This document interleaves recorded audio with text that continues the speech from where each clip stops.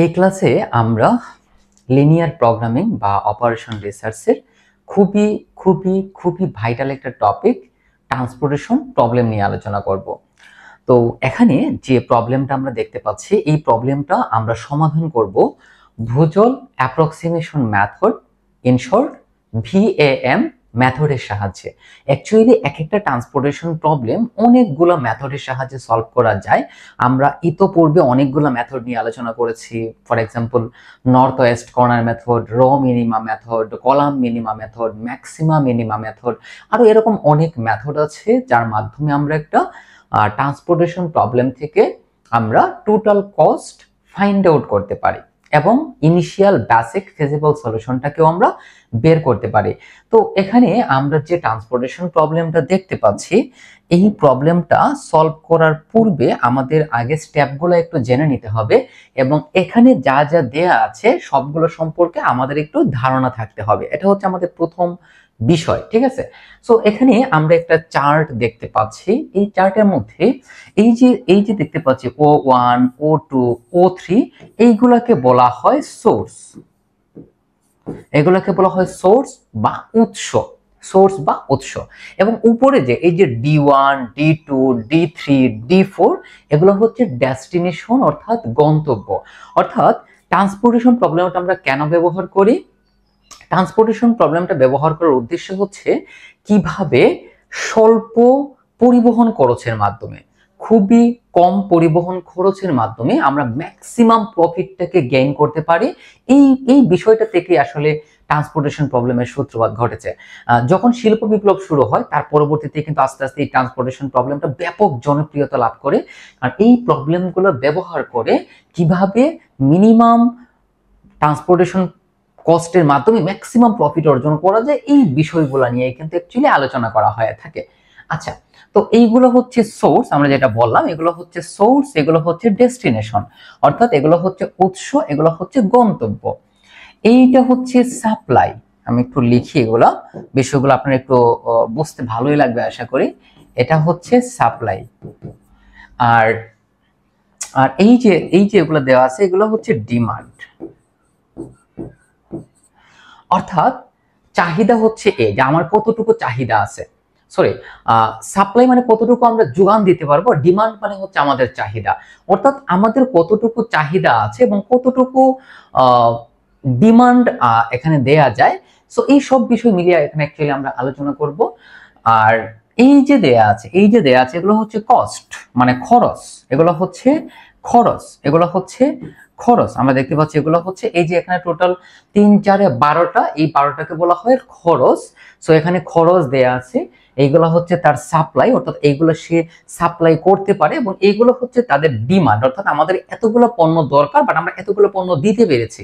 এই যে যতগুলো দরকার এগুলো হচ্ছে ডিমান্ড এবং যেগুলো দেয়া যাচ্ছে সেগুলো হচ্ছে সাপ্লাই। আশা করি ক্লিয়ার। আর এইভাবে দেওয়ার উদ্দেশ্য হচ্ছে এই ডি দ্বারা এই ডেস্টিনেশনটাকে বোঝানো হয়, অরিজিন ও বলতে অরিজিন অর্থাৎ মূলকে বোঝানো হয়, যেটাকে আসলে আমরা সোর্স হিসেবে চিনব। সো প্রাথমিক এই চার্টটা আশা করি আমরা জেনেছি।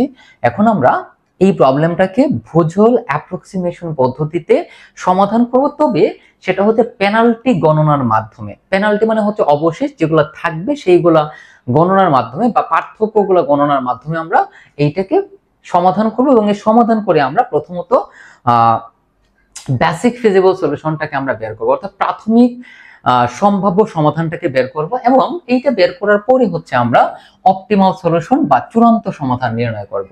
সো এখানে আমাদের দুইটা কাজ।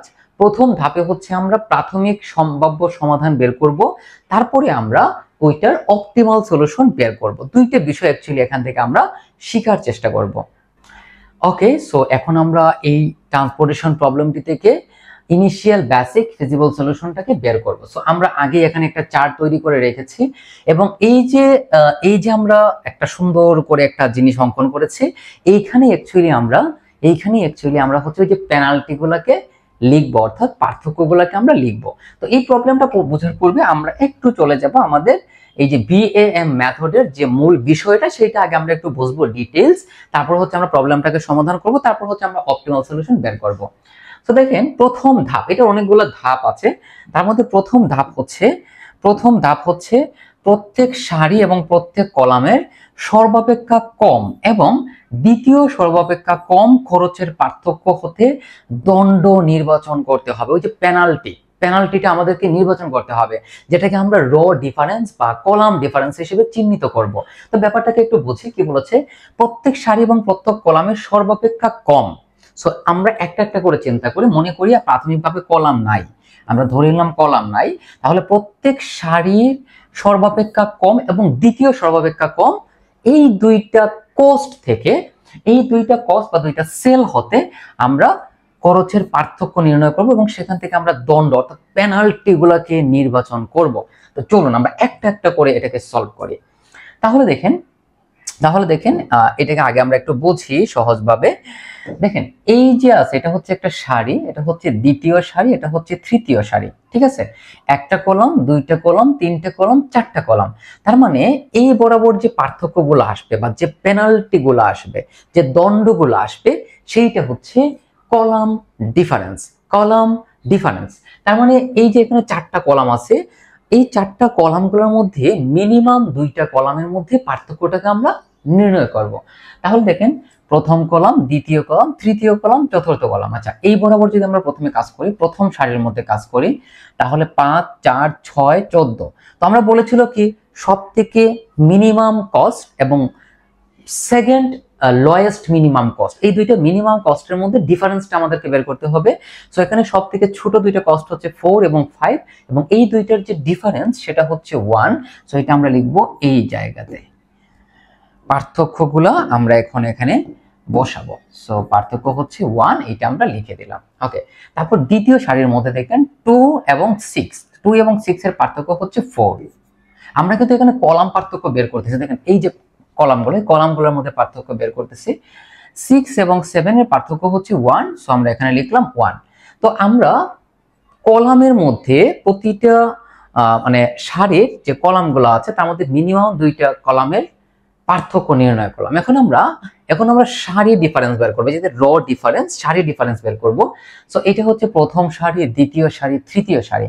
আচ্ছা, তো দেখেন প্রথম সারি, দ্বিতীয় সারি এবং তৃতীয় সারির যে প্রথম কলাম, এই প্রথম কলামের মধ্যে মিনিমাম দুইটা উপাদান হচ্ছে 2 এবং কত 5। তাহলে 2 এবং 5 এর পার্থক্য হচ্ছে 3। এই যে বরাবর বসাবেন 3। তারপর 4 এবং 9 এর পার্থক্য হচ্ছে 5। 4 এবং 9 এর পার্থক্য হচ্ছে 5। 6 এবং 7 এর পার্থক্য দেখেন, 6 এবং 7 এর পার্থক্য হচ্ছে 1 এবং 6 এবং 13, 6 6 12 আর এক হচ্ছে 13 অর্থাৎ 7। তাহলে দেখেন আমরা এইগুলো হচ্ছে আমাদের কলাম ডিফারেন্স এবং এই যে দেখেন এই যে ডিফারেন্সগুলো, এই ডিফারেন্সগুলো কি আসলে পেনাল্টি বলা হয় বা দণ্ড বলা হয়, ঠিক আছে? আর এই যে 3 5 1 7 এগুলো হচ্ছে আমাদের র ডিফারেন্স। ওকে, সো আমাদের ফার্স্ট স্টেপ কমপ্লিট। এখন আমরা চলে যাব আমাদের সেকেন্ড স্টেপে। তো সেকেন্ড স্টেপে কি বলেছে? সর্বাপেক্ষা বড় সারি পার্থক্য। দেখেন, সর্বাপেক্ষা বড় সারি পার্থক্য অথবা কলাম বড় পার্থক্য, এগুলোকে কি করতে হবে? বৃত্ত দ্বারা আবদ্ধ করতে হবে। যদি সর্বাপেক্ষা বৃহৎ সারি পার্থক্য ও কলাম পার্থক্য সমান হয়, তবে যে কোনো একটিকে বৃত্ত দ্বারা আবদ্ধ করতে হবে। তো বিষয়টাকে আমরা একটু বুঝি। তো দেখেন এই যে পেনাল্টি গুলো আমরা দেখতে পাচ্ছি, তার মধ্যে এই যে এই তিনটা হচ্ছে কলাম ডিফারেন্স বা এগুলো হচ্ছে কলামের মধ্যে পেনাল্টি, আর এই যে দেখতে পাচ্ছি এগুলো হচ্ছে সারির মধ্যে পেনাল্টি অর্থাৎ র ডিফারেন্স। এই সবগুলোর মধ্যে অর্থাৎ এই যে দেখেন এই যে একটা কত সুন্দর জায়গা, এই যে একটা সুন্দর জায়গা, এই জায়গার মধ্যে সব থেকে বড় যে পেনাল্টিটা আছে সেইটাকে আমরা বৃত্ত দ্বারা আবদ্ধ করব। সো এইটা হচ্ছে সব থেকে বড় পেনাল্টি। সো এটাকে আমরা বৃত্ত দ্বারা আবদ্ধ করব। এখন প্রশ্ন হচ্ছে, যদি এখানে আরো একটা 7 থাকতো, ফর এক্সাম্পল এইটাও 7, তাহলে দুইটা 7 হয়ে গেল, তখন যে কোনো একটাকে আপনি নিতে পারতেন, মানে মূল বিষয়টা হচ্ছে যে একাধিক সর্বোচ্চ পার্থক্য যদি সমান থাকে, যে কোনো একটাকে নিলেই হয়ে যাবে, টেনশন নেওয়ার কোনো কারণ নাই। ওকে, সো আমাদের সেকেন্ড স্টেপ কমপ্লিট। তো থার্ড স্টেপে কি বলেছে দেখেন, বৃত্ত দ্বারা আবদ্ধ পার্থক্য বরাবর সারি বা কলাম হতে সর্বনিম্ন খরচ যে সেলে আছে তা শনাক্ত করতে হবে। উক্ত সেলে বন্টন বিবেচনা করে চাহিদা এবং সরবরাহ অর্থাৎ আমাদের যে ডিমান্ড আছে এবং যে সাপ্লাই আছে সেই ছোটটিকে তার মান গণনা করতে হবে। চলুন আমরা বিষয়টাকে বোঝাই। সো আমরা কি করলাম দেখেন, এটা হচ্ছে আমাদের ম্যাক্সিমাম পেনাল্টি, আমরা এই বরাবর উঠবো, যেহেতু এটা আমাদের রো ডিফারেন্স, দেখেন এটা হচ্ছে রো ডিফারেন্স। সো এই কলামের মধ্যে আমরা ঢুকে যাব, রো ডিফারেন্স হলে আমরা কলামের মধ্যে ঢুকবো, কলাম ডিফারেন্স হলে আমরা রোর মধ্যে ঢুকবো। যেমন এটা যদি এখন 10 হতো, মনে করেন এটা 10, তাহলে আমরা এই সারিতে ঢুকতাম, কিন্তু 10টা কিন্তু কলাম ডিফারেন্স। বিষয়টা ক্লিয়ার না? ওকে, এখন এই বরাবর আমরা ঢুকবো। তো এই বরাবর এখানে 3টা সেল আছে, আমরা দেখতে পাচ্ছি এই যে একটা সেল, 2টা সেল, 3টা সেল। এই 3টা সেলের মধ্যে সবথেকে ছোট যে কস্ট, মানে কম কস্ট যে সেলে আছে সেইটাতে প্রবেশ করতে হবে। দেখেন ক্লিয়ারলি বলে দেওয়া হয়েছে ছোটটিকে তার মান গণনা করতে হবে, অর্থাৎ সবথেকে ছোট যে সেল, অর্থাৎ যে সেলের মধ্যে কস্ট কম, খরচ কম, সেইখানে ঢুকতে হবে। দেখেন আমরা এখানে পরিবহন খরচ করতেছি, উদ্দেশ্য কি? উদ্দেশ্য হচ্ছে কম খরচে ম্যাক্সিমাম প্রফিট অর্জন করা, মানে কম খরচে ম্যাক্সিমাম জিনিস যাতে আমরা এক জায়গা থেকে আরেক জায়গাতে পাঠাতে পারি, এই জন্য কিন্তু আমরা এই সমস্যাটাকে সলভ করতেছি। দ্যাটস ওয়াই এখানে যে ভ্যালুগুলো দিয়ে আছে কস্ট, এই যে ভেতরে যেগুলো কস্ট, তার মধ্যে মিনিমাম কস্টে আমাদেরকে প্রবেশ করতে হবে। কারণ কস্ট যদি মিনিমাম হয় তাহলে আমাদের টাকাটা সেভ বেশি হবে, দ্যাট মিন্স আমাদের প্রফিটটা ম্যাক্সিমাম হবে। তাহলে এই বরাবর যদি আমরা ঢুকি, তাহলে এখানে এই সেলের মধ্যে কস্ট হচ্ছে 14, এখানে 6, এখানে হচ্ছে 13, তার মানে এটা হচ্ছে মিনিমাম কস্ট। সো এইটার মধ্যে আমরা ঢুকে গেলাম। ওকে, তারপর কি বলেছে দেখেন, দেখেন গণনা করতে হবে। গণনার কাজটা এখনো হয় নাই, চলুন আমরা একটু গণনা করি, গণনা করতে হবে। সো এখন এই যে আমরা ঢুকলাম এখানে, এইটার এই যে দেখেন এইটা কিন্তু সাপ্লাই, এগুলো হচ্ছে সাপ্লাই এবং এগুলো হচ্ছে ডিমান্ড। সাপ্লাই এবং ডিমান্ডের মধ্যে কম যেটা, সেইটাতে আমরা প্রবেশ করব, সেইটাতে আমরা ইনপুট করব। তাহলে এই যে আমাদের সেল, এই সেল বরাবর নিচের দিকে আসলে আমাদের ডিমান্ড হচ্ছে 6, সাপ্লাই হচ্ছে 4। সো আমরা অবশ্যই মিনিমাম যেটা আছে সেইটাতেই প্রবেশ করব, মিনিমাম যেটা আছে সেইটাতে আমরা প্রবেশ করব। সো মিনিমাম হচ্ছে আমাদের কি? সাপ্লাই। সো সাপ্লাই হচ্ছে 4, ডিমান্ড হচ্ছে 6। এখন আমরা পার্থক্য নির্ণয় করব, অর্থাৎ 4 থেকে 4 কে বিয়োগ করলে 0, 6 থেকে 4 কে বিয়োগ করলে 2। ব্যাপারটাকে বোঝেন, এইখানে যখন 0 হয়ে গেল তখন এই বরাবর কিন্তু, মানে এই যে 0 হয়ে গেল, তার মানে এটা যেহেতু 0, তার মানে এই সারির মধ্যে আর কোনো সেল বাকি থাকবে না, কারণ এখানে আমাদের সাপ্লাই 0 হয়ে গিয়েছে। সো আর চাইলেও আমি সাপ্লাই দিতে পারবো না। তো এই যে সারি, এই সারি বরাবর বাকি সবগুলোকে আমরা এভাবে দিয়ে দিব, মানে এইগুলো বাদ, এইগুলোর মধ্যে আর কোনো কাজ হবে না। আশা করি ব্যাপারটা ক্লিয়ার, আশা করি আমরা ব্যাপারটা ক্লিয়ার, তাই না? ওকে, এখন আমাদেরকে কি করতে হবে? এখন দেখেন এখানে যেহেতু 0 হয়ে গেল, তার মানে এই বরাবর, মানে এই বরাবর আর টোটালি কোনো কাজ হবে না। সো যা থাকবে সবগুলোকে আমরা এভাবে টান দিয়ে দিব, এটার কাজ এখানেই শেষ। দেখেন শেষ। আচ্ছা, এখন আমরা যাই আবার আমাদের থিওরামে। তো কি বলেছে দেখেন, ব্যাপারটা বলেছে চাহিদা এবং সরবরাহের যেটি পরিপূর্ণ হয়েছে ওই বরাবর সারি বা কলামে কি করতে হবে? ক্রস চিহ্ন দিতে হবে। এবং কেননা পরবর্তী ধাপে উক্ত সারি বা কলামকে বিবেচনা করা হবে না, সারি বা কলামে আর বিবেচনা করা হবে না। ব্যাপারটা কিন্তু এরকমই। তো এখানে আমি ক্রস চিহ্ন না দিয়ে এই যে এই চিহ্নগুলোকে ব্যবহার করলাম, আপনি চাইলে এখানে ক্রস চিহ্ন দিতে পারেন। আপনি যদি এখন চান যে আপনি এইগুলা দিবেন না, নো প্রবলেম, আপনি ক্রস চিহ্ন দেন, সেটাও হবে। ঠিক আছে, ব্যাপারটা আশা করি ক্লিয়ার। আচ্ছা, এখন আমরা আবার সেম কাজ পুনরাবৃত্তি করব, যতক্ষণ পর্যন্ত না দেখেন এখানে কি বলছে, পুনরায় পার্থক্য নিরূপণ করে একইভাবে ক্রস চিহ্ন দিতে হবে। এখন এই বাকি যতগুলো কস্ট আছে সবগুলোকে আস্তে আস্তে আমাদেরকে বাদ দিতে হবে এবং সাপ্লাই এবং ডিমান্ডের সবগুলোকে বাদ দিতে হবে। আচ্ছা, এখানে একটা জিনিস আমি বলতে ভুলে গেছি, এক্সট্রিমলি সরি। আমরা যখন এই প্রবলেমটাকে সলভ করব, আমাদের সবার প্রথম কাজ হচ্ছে এখানে আমাদের যে প্রবলেমটা আছে সেটা ব্যালেন্স ট্রান্সপোর্টেশন প্রবলেম নাকি আনব্যালেন্স ট্রান্সপোর্টেশন প্রবলেম, ওই ব্যাপারটা কিন্তু বুঝতে হবে। আমরা এখানে যে ট্রান্সপোর্টেশন প্রবলেমটা নিয়ে আমরা আলোচনা করছি, এইটা হচ্ছে ব্যালেন্স ট্রান্সপোর্টেশন প্রবলেম। এটা কি? এটা হচ্ছে ব্যালেন্স ট্রান্সপোর্টেশন প্রবলেম। একটা ট্রান্সপোর্টেশন প্রবলেম যখন ব্যালেন্স হবে তখন আমরা ঠিক এই প্রক্রিয়ায় সমাধান করব। বাট যদি প্রবলেমটা আনব্যালেন্স হয় তাহলে আগে ওই প্রবলেমটাকে ব্যালেন্স ট্রান্সপোর্টেশন প্রবলেমে কনভার্ট করতে হবে, তারপরে হচ্ছে সেটাকে এই পদ্ধতিতে সমাধান করতে হবে। সো একটা ট্রান্সপোর্টেশন প্রবলেমকে আমরা কখন ব্যালেন্স ট্রান্সপোর্টেশন প্রবলেম বলবো? যখন ট্রান্সপোর্টেশন প্রবলেমটির সাপ্লাই এর যোগফল এবং ডিমান্ডের যোগফল সমান হবে। দেখেন 15 4 8, তাহলে 15 এবং 4 হচ্ছে 19, 19 এবং 8 হচ্ছে 27। ওকে, 9 এবং 7 16, 16 এবং 5 কত, 16 এবং 5 হচ্ছে 21, 21 আর 6 হচ্ছে 27। তার মানে এখানে সাপ্লাই গুলোর যোগফল 27, ডিমান্ড গুলোর যোগফল 27, that means it's a balance transportation problem.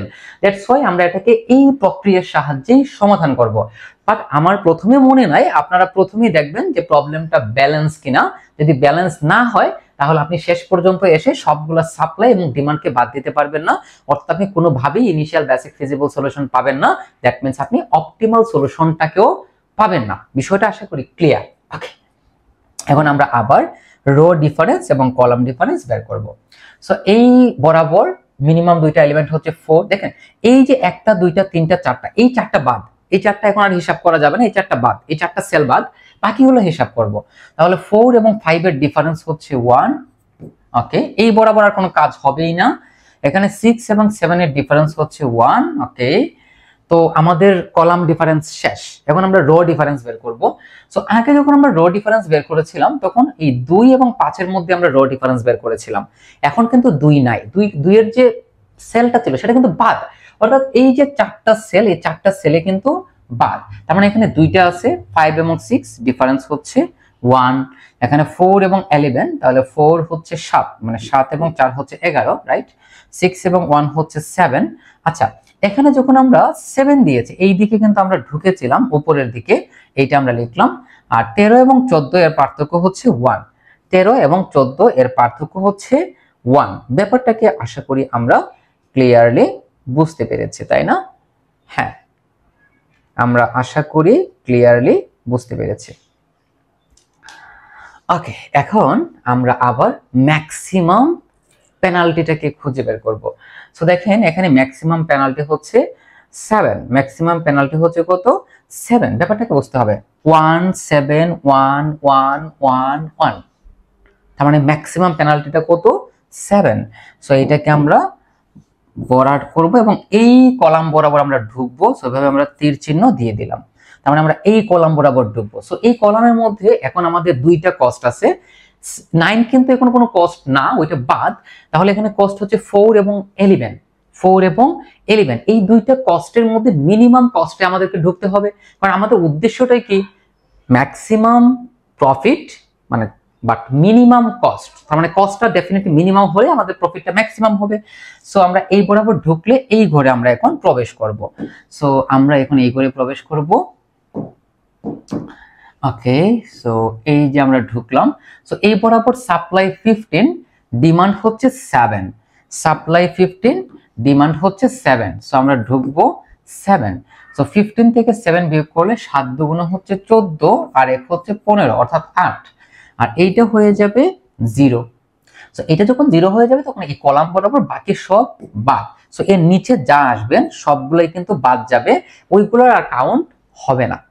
ঠিক আছে? ওকে, এখন আবার আমরা কি করব, আবার আমরা র ডিফারেন্স এবং কলাম ডিফারেন্স বের করব। বিষয়টা কিন্তু এইটাই, ঘুরে ফিরে বিষয় এইটাই। সো এখন এই দেখেন, এখন আমরা কিন্তু 5 এবং 6 এই দুইটার পার্থক্য নির্ণয় করব। সো 5 এবং 6 এর পার্থক্য কত, 1। ওকে, এইটার আর কোনো কাজ হবে না কারণ এখানে অলরেডি ক্রস চিহ্ন দেওয়া হয়েছে। 6 এবং 7 এর ডিফারেন্স হচ্ছে 1। এখানে 5 এবং 6 এর ডিফারেন্স হচ্ছে 1। ওকে, 6 এবং 7 এর ডিফারেন্স হচ্ছে 1। ওকে, 13 এবং 14 এর ডিফারেন্স হচ্ছে 1। তার মানে দেখেন একটা দুইটা তিনটা চারটা পাঁচটা পেনাল্টি এখানে আমাদের আছে, বাট সবগুলো পেনাল্টি সমান। সো এখানে একটা কথা বলে দেওয়া হয়েছিল একেবারেই ক্লিয়ারলি একটা কথা বলা হয়েছিল। দেখেন আমরা এটা নিয়ে আমাদের আগের পেজে ছিল,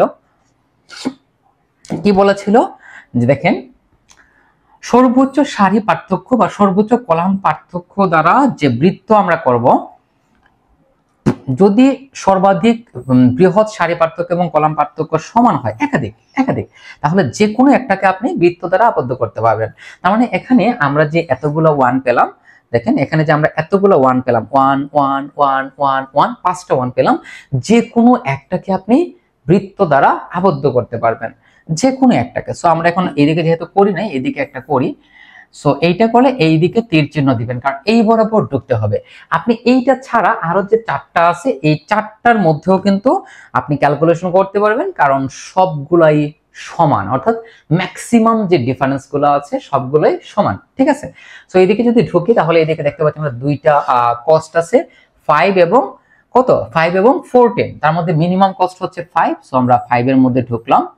সো এটার সাপ্লাই হচ্ছে 8, ডিমান্ড হচ্ছে 9। সো আমরা লিখবো 8।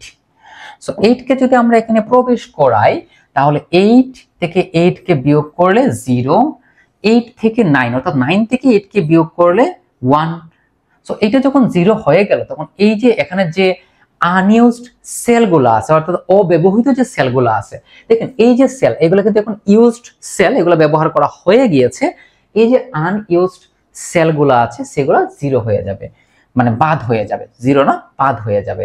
এটা যখন 0 হলো তখন এখানে আর থাকবে না। আচ্ছা আমরা দেখি যে আর আমাদের এখানে ডিফারেন্স আছে কিনা, যদি থাকে তাহলে আমরা আরো গড় বানাতে হবে। ওকে, সো বাকি রইলো এখন কি, বাকি রইলো আমাদের হ্যাঁ এখানে 0 নিলাম তাহলে এটা বাদ গেল, তাহলে এখন আমাদের থাকলো এই তিনটা থাকলো। সো এই তিনটার মধ্যে দেখেন আমরা এখন সরাসরি এই যে 6 7 13 এই তিনটা কিন্তু একই সারিতে আছে, একই সারিতে এই 6 7 13 আছে। সো আমরা যে কোন তিনটার মধ্যে ছোট যে সেলটা আছে সেটার মধ্যে ঢুকে যাব। আপনি চাইলে আরো একটা ডিফারেন্স বের করতে পারেন। আচ্ছা আমরা যদি আরো একটা ডিফারেন্স বের করে দেখেন, এটা হয়ে যায় সমস্যা নাই, ডিফারেন্স আরেকটা বের করতে পারেন। আরো একটা ডিফারেন্স যদি আপনি বের করতে চান তাহলে আরেকটা টান দেন।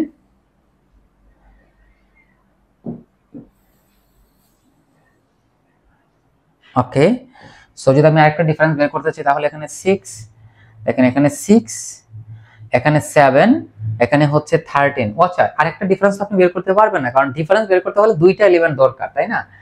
দুইটা এলিমেন্ট দরকার, দরকার নাই, এটা দরকার নাই, এটার কোনো দরকার নেই।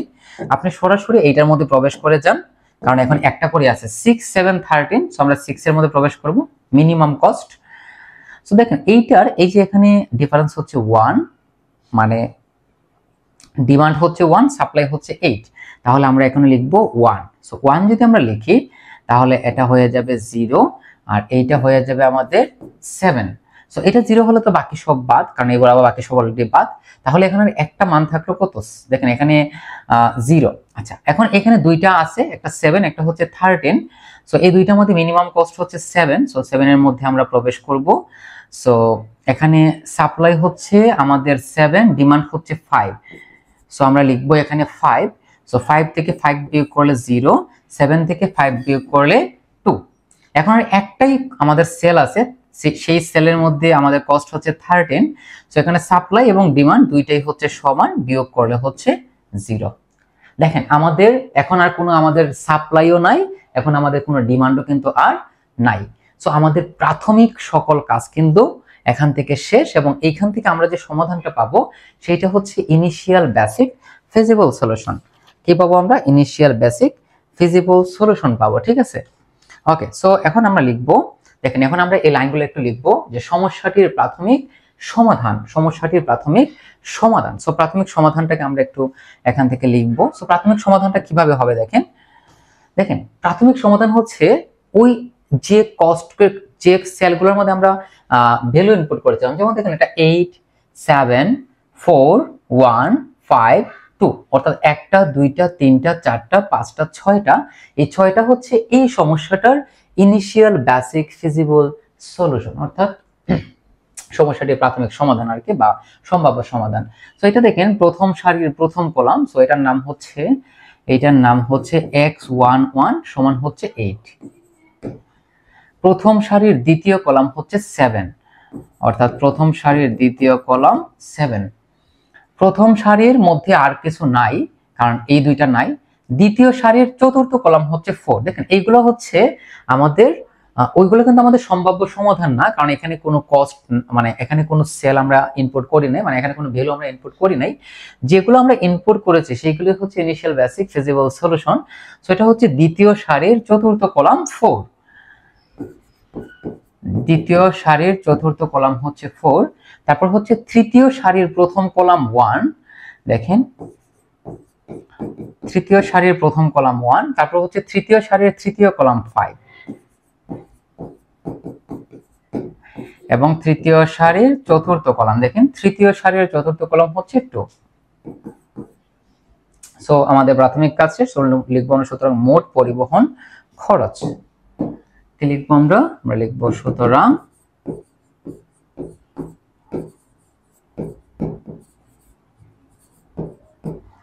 মোট পরিবহন খরচ। এখন এই যে পরিবহন খরচটা আমরা করব, সেই পরিবহন খরচটা কিভাবে হবে দেখেন। প্রথমে হচ্ছে x11, দেখেন এইটার সাথে এইটা গুণ, তাহলে এইটার নাম কি ছিল x11 আর এটা হচ্ছে c11। c11 মানে হচ্ছে যে প্রথম সারির প্রথম সেল, সি বলতে সেল, আর এই c11 মানে হচ্ছে প্রথম সারির প্রথম সেল, এর মান হচ্ছে 5। তারপর হচ্ছে প্লাস, তারপর দেখেন এটা হচ্ছে 7, এটা হচ্ছে 4, তার মানে এই 7টা কি ছিল দেখেন প্রথম সারির দ্বিতীয় কলাম, আর এটা হবে c12 কারণ এই যে দেখেন প্রথম সারির দ্বিতীয় কলাম। তারপর হচ্ছে আমাদের তৃতীয় সারির চতুর্থ কলাম, সো আমরা লিখব তৃতীয় সারির চতুর্থ কলাম, তৃতীয় সারির চতুর্থ কলাম। তারপর কি আছে দেখেন 1 1 1 2, আচ্ছা এখানে একটা মাঝখানে গ্যাপ হয়ে গেছে, দেখেন এখানে 2 4 আছে, দ্বিতীয় সারির চতুর্থ কলাম আছে, তৃতীয় সারির চতুর্থ কলাম। তারপর হচ্ছে তৃতীয় সারির প্রথম কলাম, তৃতীয় সারির প্রথম কলাম। তারপর হচ্ছে তৃতীয় সারির তৃতীয় কলাম, দেখেন তৃতীয় সারির তৃতীয় কলাম আমরা একটু লিখি,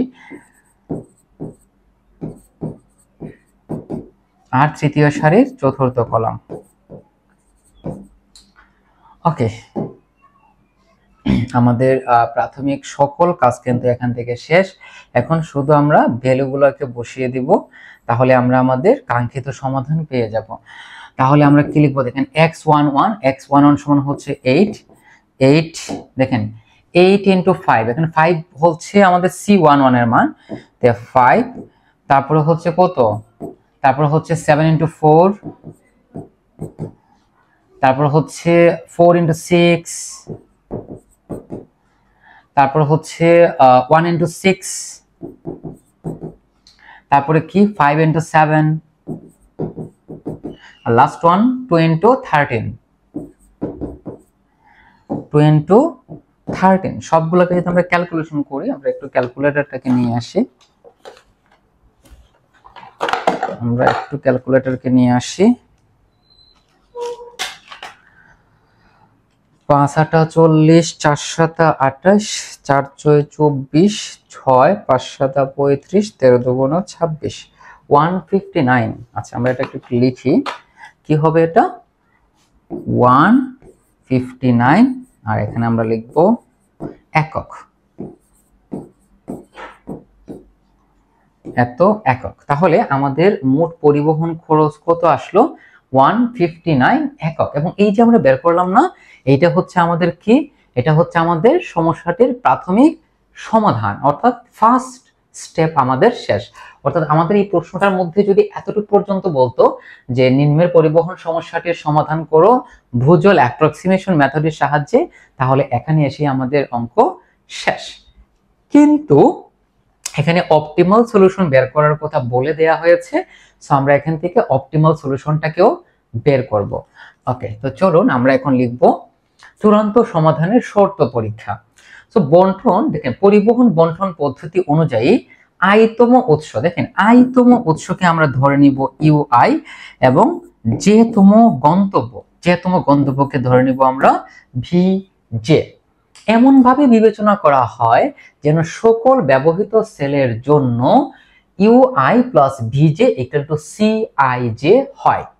ব্যাপারটাকে একটু বোঝেন। এইটা কিন্তু এই যে আমরা লাইনটাকে বা এই যে অংশটাকে আমরা সমাধান করছি, এই অংশটা হচ্ছে আমাদের ব্যবহৃত সেলের জন্য, এই অংশটা হচ্ছে আমাদের ব্যবহৃত সেলের জন্য। অর্থাৎ এই যে সেলগুলো ব্যবহার হয়েছে, যেমন যে প্রথম সারির প্রথম সেল, প্রথম সারির দ্বিতীয় সেল, দ্বিতীয় সারির চতুর্থ সেল, তৃতীয় সারির প্রথম সেল, তৃতীয় সারির তৃতীয় সেল এবং তৃতীয় সারির চতুর্থ সেল, এই যে 6টা সেল, এই 6টা সেলের জন্য প্রথমত আমরা কি করব, প্রথমত আমরা এই এই অংশটাকে আমরা বন্টন করব, এবং এই যে ফর্মুলা, এটা হচ্ছে ব্যবহৃত সেলের জন্য আমরা এই ফর্মুলাটা ব্যবহার করব, এবং অব্যবহৃত সেলের জন্য আমরা এই ফর্মুলাটা ব্যবহার করব। দুইটা ফর্মুলা আপনাকে এখানে ব্যবহার করতে হবে। সো এইটা হচ্ছে আমাদের মূল ফর্মুলা, যেটা হচ্ছে ব্যবহৃত সেলের জন্য। এবং আইতম যে উৎসটা ছিল সেটাকে আমরা ধরেছি ইউ আই, আর জেতম যে গন্তব্য সেটা হচ্ছে ভি জে, আর এই দুইটার যোগফল হচ্ছে সি আই জে। ব্যাপারটাকে আমরা একটু বোঝার চেষ্টা করি। এই যে জিনিসটা আমরা আগে একটু বুঝতে হবে ভালো করে। দেখেন, এই জিনিসটা আমি একটু বোঝাই। যেমন এই দুইটার যোগফল হচ্ছে সি আই জে, এবং সেটা হচ্ছে ব্যবহৃত সেলের জন্য। সো প্রথম ব্যবহৃত সেলটা কি ছিল, দেখেন 1 1, তার মানে এই দুইটার যোগফল কত হবে 5। C I J, C I J এর মান কত এখানে 5, সি আই জে এর মান কত 5, বুঝতে হবে বিষয়টা। তাহলে দেখেন, এটা কিন্তু প্রথম সারির প্রথম কলাম, তার মানে হচ্ছে u1 প্লাস v1। এই যে 1, এখানে i সমান 1, দেখেন আমরা এখন কাজ করতেছি হচ্ছে C11 এ। বিষয়টা বুঝেন, মানে প্রথম সারির প্রথম কলাম, সি মানে হচ্ছে সেল, তাহলে প্রথম সারির প্রথম কলাম, তার মানে এখানে i সমান 1, আর এটা হচ্ছে প্রথম সারির এটা সারি, এটা হচ্ছে কলাম, তার মানে j সমান হচ্ছে 1। তাহলে দেখেন i সমান 1, j সমান 1, তাহলে এটা কি হবে, যদি আমরা i সমান 1, j সমান 1 বসাই, তাহলে এটা হয়ে যাবে C11। ব্যাপারটাকে একটু বুঝি, দেখেন একটু বুঝি আমরা। এইটা হচ্ছে C11 এর মান, C12, এটা হচ্ছে 24, এটা হচ্ছে 31, 33, 34। এই ব্যাপারগুলো একটু বুঝতে হবে আমাদেরকে। এইগুলোকে আমি একটু মার্ক করে রাখলাম, পরে আমি মুছে দিব। এইটাই হচ্ছে না আমাদের সেলের মান, ঠিক আছে। সো C1 প্লাস মানে V1 plus U1 plus V1 সমান কত, C11, আর C11 সমান হচ্ছে 5। সো এখানে আমরা লিখলাম 5। সো বাকি সবগুলোকে আমরা একটু লিখি। সো আমাদের কস্টগুলো কি কি ছিল, দেখেন 1 1 1 2 2 4, আচ্ছা 1 1, তারপর হচ্ছে 1 2, সো 1 2, তারপর হচ্ছে 2 4 2 4। ব্যাপারটাকে একটু বোঝেন, খুবই সিম্পল বিষয়। দেখেন 1 1 1 2 2 4, তারপর হচ্ছে 3 1, তারপর কি 3 1, আচ্ছা এটাকে আমি এদিকে লিখি 3 1, তাহলে 3 1, তারপর হচ্ছে 3 3 3 3, তারপর হচ্ছে 3 4। ওকে, এখন এইগুলোর মানগুলোকে আমরা একটু বসিয়ে দিব।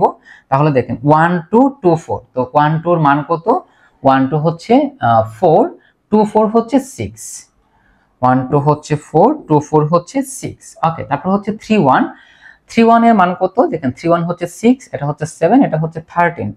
তাহলে আমরা একটু লিখি 6 7 13, অর্থাৎ এটা হচ্ছে C11 C12 C24 দ্বিতীয় সারির চতুর্থ কলাম, তৃতীয় সারির প্রথম কলাম, তৃতীয় সারির তৃতীয় কলাম, তৃতীয় সারির চতুর্থ কলাম, ঠিক আছে। ওকে, সো এইগুলাকে এখন আমি মুছে দেই, কারণ এগুলো আমি আপনাদের বোঝার সুবিধার জন্য লিখেছিলাম। ওকে, এখন এখান থেকে এই যে দেখেন টোটাল কয়টা চলক আছে, এখানে একটু বোঝেন, এখানে টোটাল চলক আছে কয়টা একটু লক্ষ্য করে, u1 u2 u3 u4। ওকে, v1 v2 v3 v4 v3 v4, total 8টা চলক আছে। কয়টা চলক আছে, 8টা চলক আছে। এই 8টা চলকের মান আপনাকে এখন বের করতে হবে, এই 8টা চলকের মান আপনাকে এখন বের করতে হবে। 8টা চলক নাকি 7টা চলক, একটু আমরা দেখি। u1 u2 u3, আচ্ছা u4 নাই, সরি u4 এখানে নাই। দেখেন u1 u2 u3 আর নাই, তার মানে u3টা, v1 v2 v4 v3, তার মানে v হচ্ছে 4টা, u হচ্ছে 3টা, টোটাল 7টা। বাট সমীকরণ কয়টা, 6টা। তার মানে এখানে 6টা সমীকরণে 7টা চলক। আমরা জানি কি, চলক সংখ্যা দেখে যদি আমরা সমীকরণ সংখ্যাকে বাদ দিয়ে দেই, তাহলে আমরা মুক্ত চলক পেয়ে যাই। সো আমরা লিখব এখানে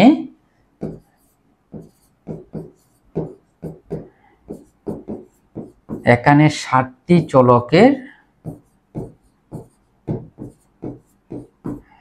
6টি সমীকরণ বিদ্যমান। মানে এখানে চলক হচ্ছে 7টা, বাট সমীকরণ হচ্ছে কয়টা? 6টা। তার মানে এখানে একটা কি আছে? মুক্ত চলক আছে। সো একটা মুক্ত চলক, আমরা লিখবো সুতরাং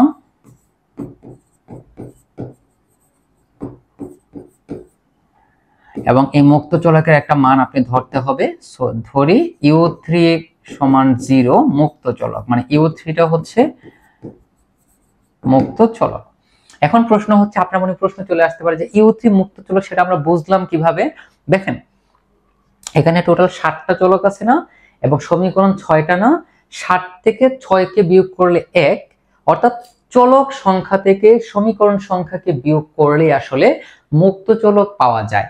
এখন মুক্ত চলকের মান কি ধরবেন সেটা টোটালি আপনার উপরে ডিপেন্ড করে, কাকে ধরবেন সেইটাও আপনার উপরেই ডিপেন্ড করে। তো আমি ধরে নিলাম u3 টা হচ্ছে মুক্ত চলক এবং u3 এর মান আমরা ধরে নিলাম 0। এখন u3 এর মান 0 ধরে আমরা বাকি সবগুলোর মান আমরা এখান থেকে বের করব। ওকে, সো দেখেন u3 সমান যদি 0 হয় তাহলে কি হবে? u3 সমান যদি 0 হয় তাহলে v1 v3 v4 এই তিনটার মান সরাসরি বের হয়ে যাবে। মানে আমরা u3 সমান 0 দিলে আমাদের সুবিধাটা হচ্ছে আমরা সরাসরি v1 v3 v1 v3 এটা v, সরি এটা v v4, অর্থাৎ v1 v3 v4 এই তিনটার মান সরাসরি পেয়ে যাব। আর এই তিনটা মানের উপর ডিপেন্ড করে আমরা u1 u2 এবং u1 u2 এর মান বের করতে পারবো। অর্থাৎ টোটাল 7টা চলক আছে, 7টা চলকের মানে আপনাকে বের করতে হবে। একটা চলকের মান আপনি ধরে ফেলেছেন যেটা হচ্ছে মুক্ত চলক, বাকি 6টার মান আমরা এখন বের করব। সো দেখেন যদি u3 সমান 0, আমরা এখানে মুক্ত চলক u3 সমান 0 ধরেছি। সো যদি 0 ধরি তাহলে এখানে 0 ধরলে v1 সমান 6, আমরা একটু লিখি। সুতরাং v1 সমান 6, v3 সমান 7 এবং v4 সমান হচ্ছে 13, সরাসরি হয়ে যাবে।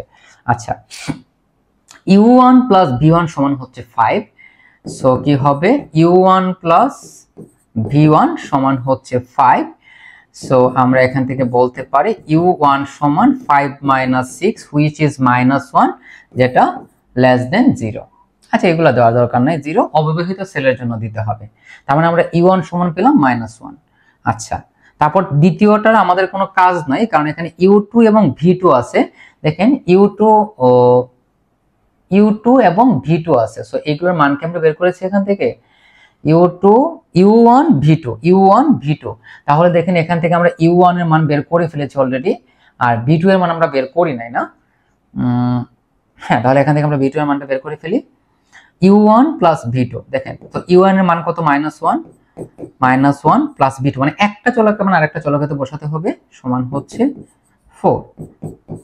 তাহলে v2 সমান 4 প্লাস 1, দ্যাট মিন্স 5।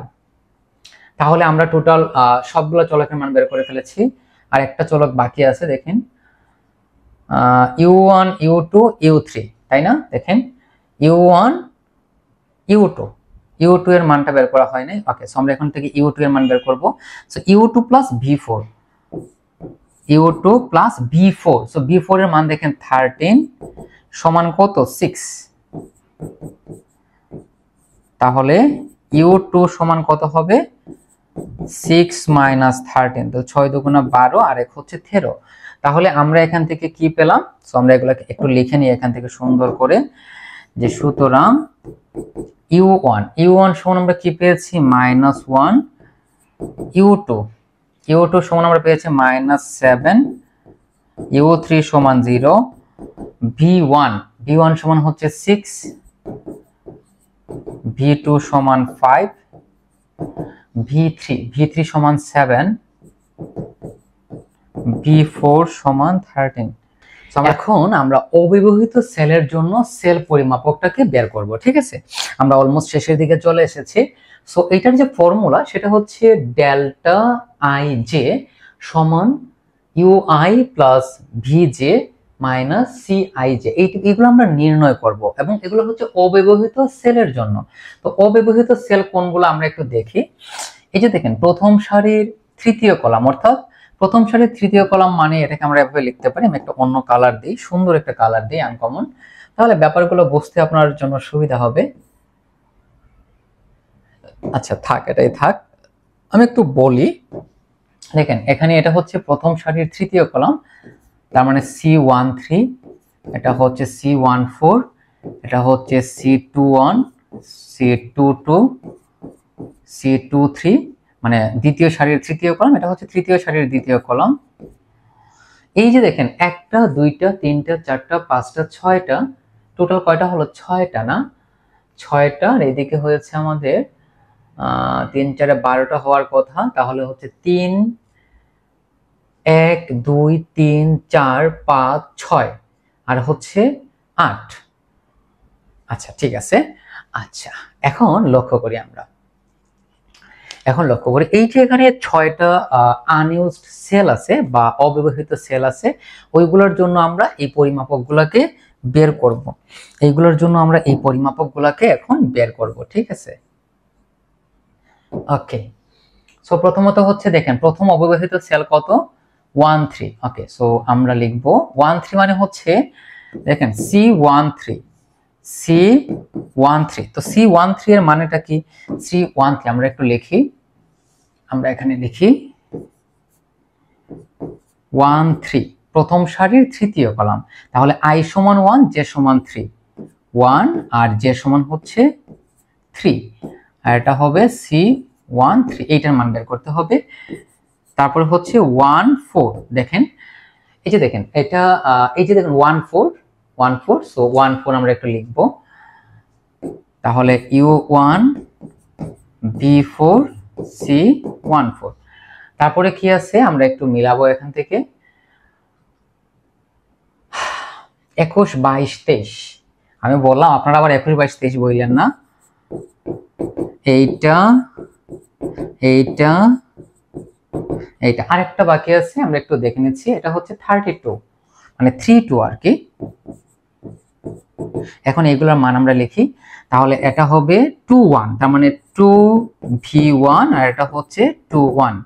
ওকে, এটা হবে U2 plus V2 minus C22, এটা হচ্ছে U2 plus V3 minus C23, এটা হচ্ছে U3 plus V2 minus C32।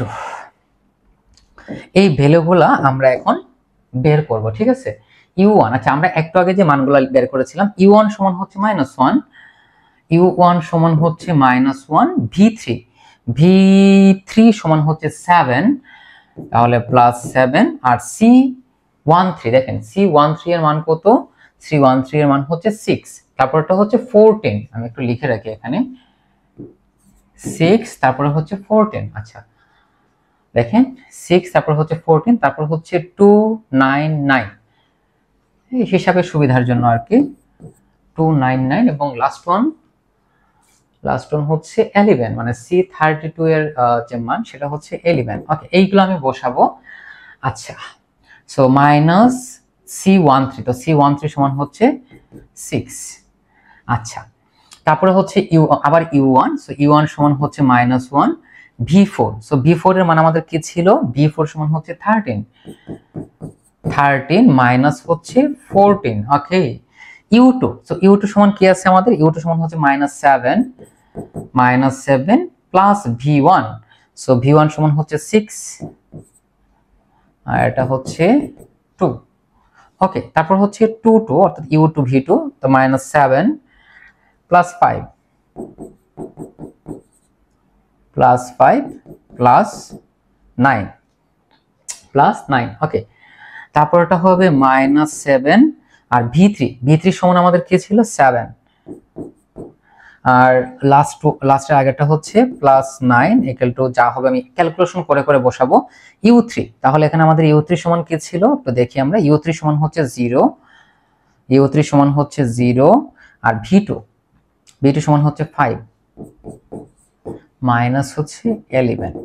এখন এইগুলোকে যদি আমি একটু ক্যালকুলেটরের সাহায্যে বের করি, তাহলে দেখেন 6 আর 1 হচ্ছে 7, এটা ক্যালকুলেশন করলে হয়ে যাবে 0। ওকে, 13 আর এটা হচ্ছে 14 15 অর্থাৎ -2।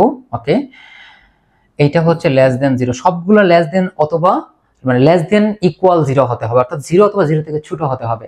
যদি সবগুলো ভ্যালু 0 অথবা 0 থেকে ছোট না হয় তাহলে নতুন করে আবার নতুন একটা সেল তৈরি করতে হবে, নতুন চার্ট তৈরি করতে হবে, তৈরি করে আবার এই টোটাল জিনিসটাকে পুনরাবৃত্তি করতে হবে। ব্যাপারটা কিন্তু অনেক জটিল, তাই না? তো এখানে আমরা একটু দেখবো। তো দেখেন 6 আর 2 হচ্ছে 8। আচ্ছা, এখানে মিস্টেক হয়েছে, তো মাইনাস, এগুলো মাইনাস, দেখেন এই যে মাইনাস। আচ্ছা, তো 7 আর 2 9, 9 থেকে যদি আমরা 6 কে বিয়োগ করি তাহলে হচ্ছে 3, এটা হচ্ছে 9, 9 এবং 7 হচ্ছে 16, 16 থেকে 5 কে বিয়োগ করলে 11, এটা হবে -9, আর এটা হবে -4। তো দেখেন এখানে সবগুলো ভ্যালু কিন্তু লেস দেন 0, সবগুলো ভ্যালু কিন্তু কি লেস দেন 0, লেস দেন 0। ওকে, সো আমরা লিখবো, এটাকে এগুলোকে একটু মুছে দেই। আমরা লিখবো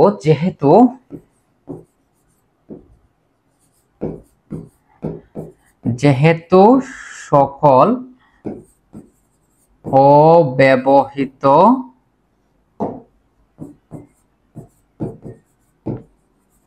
অব্যবহৃত সেলের জন্য ডেল্টা আইজে গ্রেটার দেন ইকুয়াল 0। দেখেন এখানে একটা হচ্ছে 0, বাকি সবগুলো হচ্ছে লেস দেন 0। দ্যাট মিন্স এইটাকে আমরা বলতে পারি যে সকল delta i j is less than equal 0, less than equal 0। তো যদি সকল delta i j less than equal 0 হয়ে যায়, সুতরাং আমরা লিখব যে প্রাথমিক সমস্যাটি চূড়ান্ত সমাধান হবে। সুতরাং প্রাথমিক সমাধানে চূড়ান্ত সমাধান হবে।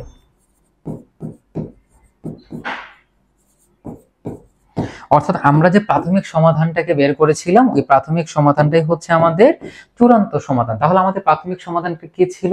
এই যে যা যা ছিল সব এই সব অংশটাই হচ্ছে আমাদের চূড়ান্ত সমাধান।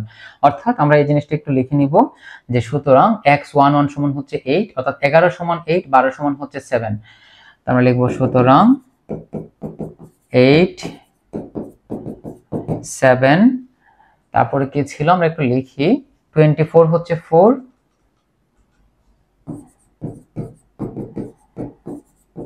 31 সমান হচ্ছে 1। দেখেন তৃতীয় সারির প্রথম কলাম, আমরা একটু আসি, তৃতীয় সারির 1, আর 33 5, 34 হচ্ছে 22। কি লিখলাম? 33 হচ্ছে 5, ও 34 হচ্ছে 2, এখানে 2, সরি এইটা 2 ছিল, এটা হচ্ছে 2, ঠিক আছে? হ্যাঁ ঠিক আছে, এটা এক্সট্রিমলি সরি ব্যাপারটার জন্য। তাহলে 5 এবং 2,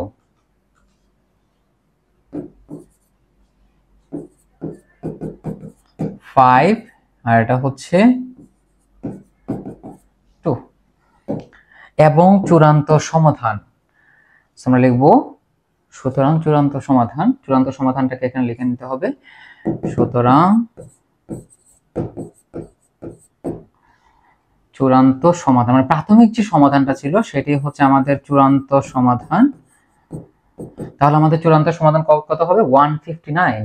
চূড়ান্ত সমাধান হচ্ছে 159 একক। এটা আমরা কোথা থেকে পেলাম? আমরা যদি একটু এইখানে আসি, দেখেন এই যে দেখেন এইভাবে একটা মান বের করেও দেখাতে পারেন যে এটা হচ্ছে আপনাদের মোট পরিবহন খরচ 159 ইউনিট, ঠিক আছে? সো আমাদের উদ্দেশ্য কি ছিল? উদ্দেশ্য হচ্ছে সর্বনিম্ন খরচ, মানে সর্বনিম্ন খরচ। সো আমরা লিখব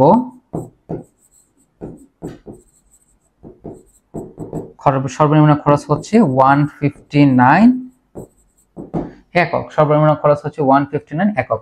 মানে আমাদের সমস্যাটা ছিল কিভাবে কম পরিমাণে খরচ করে আমরা, মানে পরিবহন খরচ আর কি, খরচ বলতে পরিবহন খরচ মানে সর্বনিম্ন পরিবহন খরচ করে কিভাবে আমরা সর্বোচ্চ প্রফিট গেইন করতে পারি, এই বিষয়টার জন্যই আসলে আমরা এই প্রবলেমটাকে সমাধান করেছি। আমরা আশা করি এই প্রবলেমটা আপনারা ডিটেইলস বুঝতে পেরেছেন। তবে এখানে মনে রাখতে হবে, আপনার যদি অব্যবহৃত সেলের জন্য কোনো ডেল্টা আইজে যদি গ্রেটার দেন 0 হয়ে যায় তাহলে কিন্তু ওইটাকে আবার নতুন করে সমাধান করতে হবে, যেটা আমরা নেক্সট ক্লাসে দেখব। তো আশা করি এই পরিবহন সমস্যা আপনারা ডিটেইলস বুঝতে পেরেছেন।